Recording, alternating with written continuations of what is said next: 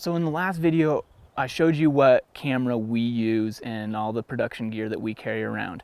And people often ask, send Randy questions, what kind of camera should I get? What do I need to film my own hunts? And so in this video, we're gonna attempt to answer that. And Randy said, let's try to come up with a package, a gear package for under $1,000 to kind of recommend to people that they should get if they want to film their own hunts. And the cameraman in me says that is not possible. To film your hunts and high production value for $1,000, I'm like, no, you can't do it. But that being said, it kind of brought me back to think about what a lot of people say when you're beginning to take photos, you're beginning to video, what's the best camera for me? And the best answer that I can think of to that is the camera that you have. Whatever camera that you're actually going to use, that you're going to carry with you into the field and you're going to take out of your pack or out of your truck and you're actually going to film. That is the best camera for you. Whatever that might be, it might be a phone, it might be a really expensive camera. It all depends on your budget. Everyone's gonna have different budget, everyone's gonna have a different desired product, everyone's gonna have a different setup that's gonna work best for them. So in this video, I'm just gonna attempt to help you down a path of what setup might work best for you, and just know that there's no one-size-fits-all solution. There's so many cameras out there, there's so many different ways to capture a hunt, to capture a story. So by no means is this the gospel that I'm telling you that you have to go buy these cameras or this setup. So the bare bones basics of what you're gonna need to film and share your own hunt is a camera, obviously, a tripod, and a computer with some sort of editing software. And assuming that you already have the computer for editing software, if you have a PC, Windows Movie Maker is free. It's definitely a good option. For a Mac, iMovie is a good option. It's also free. These programs have all the basic features you need. I used to edit in iMovie all the time, and it's really a great product to learn how to do all this stuff. A really good video tripod on the low end, in my opinion, is a Benro S2 tripod. It's around $200, which might sound expensive for a tripod, but it has a pan and tilt head, which for getting smooth movement shots in your video, you're gonna want. There's a lot of things to think about in terms of what setup's gonna work best for you. Think about what type of hunting you're going to be doing. Are you in a tree stand? Are you doing spot and stock? Are you rifle hunting? Are you archery hunting? Are you going to be going in really far? Are you going to want a lightweight setup? These are things you want to think about that are going to change what camera, what tripod, all of that, what's going to work best for you. So I'm just going to basically break it down into the 3 categories of camera packages that might be what you're looking for. We're going to pretend that it's this hypothetical scenario where your budget's $1,000 or less. So if you have a budget that's higher than that, you might want to disregard that and look into some higher end cameras. For the run and gun setup, there's some really good options. There's a Canon Vixia line that I've heard good things about. The HF 800, I believe, is what I was just looking at, and it has a lot of great features. You can zoom in really far. The auto modes are great.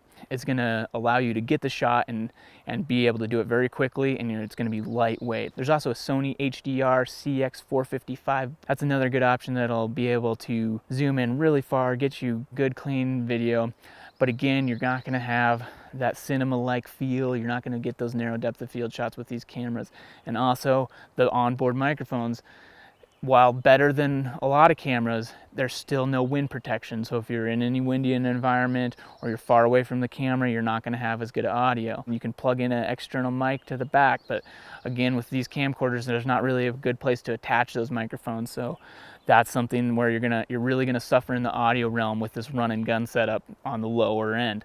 There are some cameras that are more expensive where you can set up external microphones on top and really increase your audio, but for under $1,000, that's just not really an option.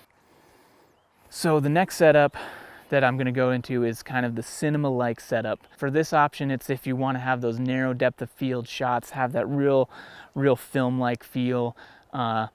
There's some really good cameras that are mirrorless cameras. There's also DSLR cameras, which are going to be a little more expensive. With these cinema-like setups, these are cameras that have interchangeable lenses, so you can change to get a different feel, a different look, and you'll be able to mess around with that to get your cinema-like feel. And for the under $1,000 setup, a Sony Alpha A5000 is a really good option. You get yourself a couple lenses, and you're still going to be under that $1,000 mark and still have a little bit of money to buy a tripod as well. Another good option is the Canon EOS M3, I believe, and that is another interchangeable lens camera where you get yourself a couple lenses, get one kind of wide lens and one of your telephoto lenses.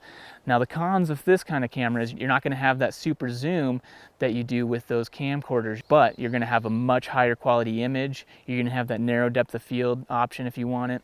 Well, most of them have a hot shoe mount on top where you can plug in that external microphone and get a little bit higher quality audio. But another thing is that this makes it more cumbersome. Having interchangeable lenses, you're not going to be able to have that run and gun, really quick, pull it out, get the shot type of thing. You're going to have to set up, think about it. You're going to have more time to get your shots with the cinema-like setup. So the last setup I'm going to go into is kind of the compromise between the run and gun setup and the cinema-like setup. So with these cameras, they have, they're kind of point and shoot cameras. They have lenses that are fixed. You can't interchange your lenses, but a lot of them still have more manual mode, so you can still kind of get some of those narrow depth of field shots. Maybe it's not going to be quite as film-like as that cinema-like setup, but you can still get some of that feel to it. Some of them do have super zooms, a lot of them don't.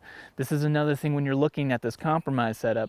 Some of those you can zoom in really far, but then maybe you're not going to have as much play with some other features such as manual controls, so forth. One of the cameras I've used that's in this category, Randy has a Nikon Coolpix P900, and it has an equivalent of a 2000 millimeter zoom, so you can really crank in there, zoom in, get some good quality footage. But again, you suffer a little bit with that crisp image that you're going to get out of the mirrorless or the cinema-like setup. Another good camera that I've heard about is the Sony RX100. I think there's a couple different models in that category that you could kind of fine-tune exactly what you want.